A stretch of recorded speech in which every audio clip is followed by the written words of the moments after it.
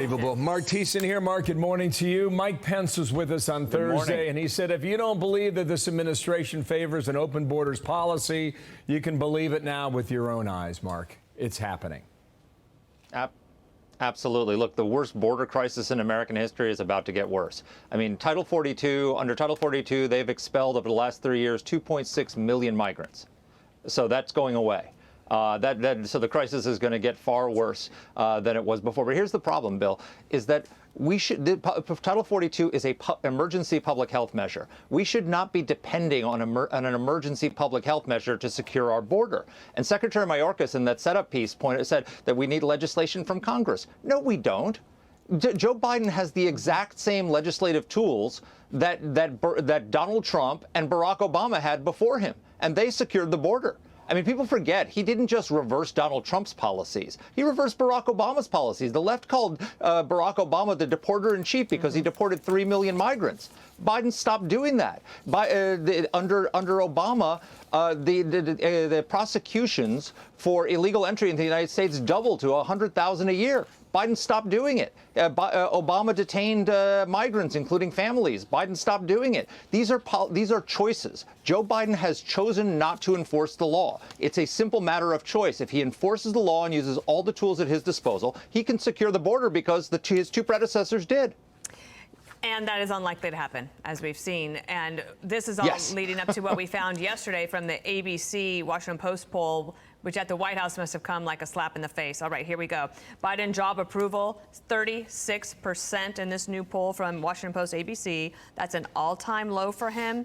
And then I just want to point this one out as well. Let's call for number 3. Biden's fitness for office, 63% say does not have mental sharpness.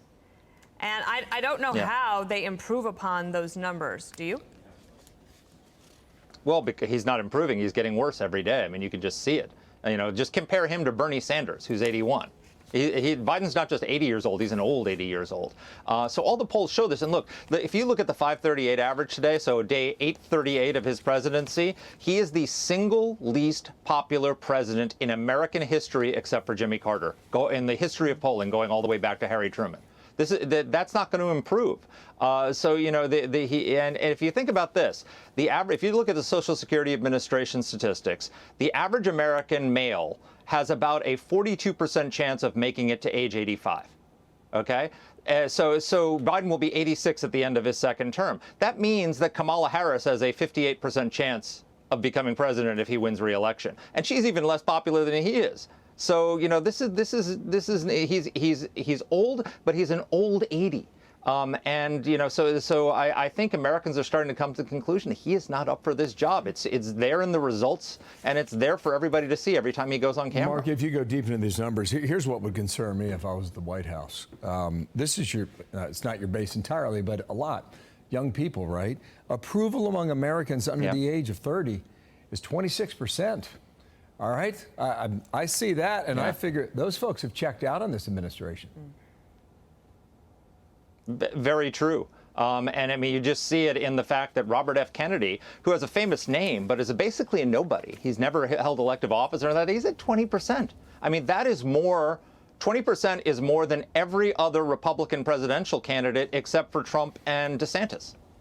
And he's at 20% of the vote. I mean, I think most Republican presidential candidates would love to be at 20% of the vote in the Republican primary. That's just a sign that Democrats are very, very uncomfortable with Biden at the helm of this. But you think about the policies they're pushing to attract younger people to their cause.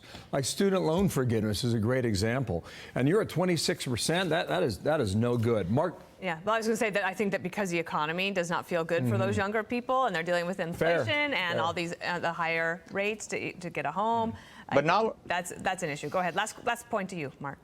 But not all those people have college loans or went to college. A lot of them didn't, and they're being asked to pay for the college loans of their fellow students who took out loans they couldn't afford. So it's not a pure everybody under 30 loves college loan forgiveness. Indeed. Thank you, Marc. Marc Thiessen on a Monday. I think that you coined it. There we have it. Happy Monday. Thank you. I'm Steve Ducey. I'm Brian Kilmeade. And I'm Ainsley Earhart. And click here to subscribe to the Fox News YouTube page to catch our hottest interviews and most compelling analysis.